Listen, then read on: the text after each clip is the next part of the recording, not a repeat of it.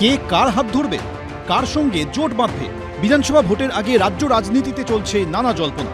এর মধ্যে চমকপ্রদভাবে বুধবার রাতে নিউটাউনের ওয়েস্টিন হোটেলে গিয়ে সাসপেন্ডেড তৃণমূল নেতা এবং জনতা উন্নয়ন পার্টির চেয়ারম্যান হুমায়ুন কবিরের সঙ্গে বৈঠক করেন সিপিএমের রাজ্য সম্পাদক মোহাম্মদ সেলিম। সম্প্রতি মুর্শিদাবাদে বাবরি মসজিদের শিলান্যাস করেন হুমায়ুন কবির। তারপর ঘোষণা করেন নিজের নতুন দল জনতা উন্নয়ন পার্টি। হুমায়ুন কবিরের সঙ্গে মোহাম্মদ সেলিমের বৈঠকের পরই প্রশ্ন উঠতে শুরু করেছে, তাহলে জোট কি পাকা? 21-এ আইএসএফের হাত ধরা সিপিএম এবার হুমায়ুন কবিরের সঙ্গেও জোট করবে? মোহাম্মদ সেলিম এখনই শিলমোহর দিতে না চাইলেও হুমায়ুন কবিরের গলায় কিন্তু অন্য সুর। কথা বলা মানেই সব নয়।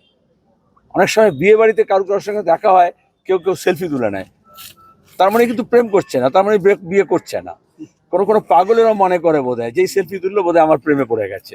রাজনৈতিকভাবে সমঝোতা, আসন সমঝোতা, ভাগাভাগি এগুলো সব আলিমন্দির স্ট্রিটে হয়।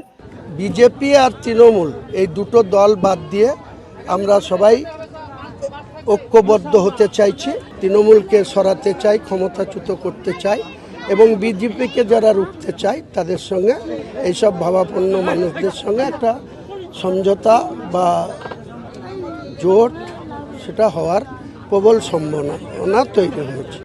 21-এ সিপিএম আইএসএফ এর সঙ্গে জোট করলেও কংগ্রেসের সঙ্গে আইএসএফ এর মনিবনা হয়নি। এবার হুমায়ুন কবিরের সঙ্গে সিপিএম এর রাজ্য সম্পাদকের বৈঠক নিয়ে কংগ্রেসের গলায় কার্যত বিরক্তির সুর। কার সঙ্গে জোট করবে আমি আর কি করব? সেলিম হালিম ডালিম করবে, আমি কি করবো? এখন সেলিম ভাই হচ্ছে ওখানকার সেক্রেটারি, কি করবে? যায় না কি হয়েছে জোটের ব্যাপারে।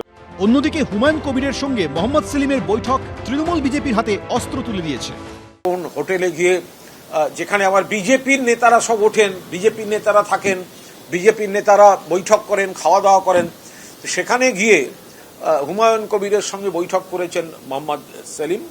তো মোহাম্মদ সেলিমের আচরণ রাজনৈতিক দেউলিয়া ভিক্ষাপাত্র হাতে এখন হোটেলে হোটেলে ঘুরে বেড়াবার সংস্কৃতিতে গিয়ে সিপিএম দাঁড়িয়েছে। কখনো কংগ্রেসের পায়ে ধরতে যায়, কংগ্রেসকে এসো এসো এসো এসো, কখনো নওশাদ সিদ্দিকীর পায়ে ধরে।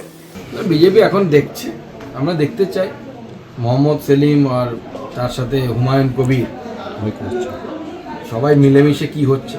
কারণ সবই তো মুঘল সাম্রাজ্য, হুমায়ুনও ছিল মুঘল সাম্রাজ্যে, আবার সেলিমও ছিল। কোন মুঘল কার হাত ধরে সেটাই দেখা যায়। শেষ অবধি বিধানসভা ভোটের আগে রাজ্য রাজনীতির সমীকরণ কি দাঁড়াবে সেদিকেই নজর সকলের। রাজীব চৌধুরী, সোমনাথ মিত্র, আশাবুল হোসেন, এবিপি আনন্দ। এবিপি আনন্দ, এগিয়ে থাকে, এগিয়ে রাখে।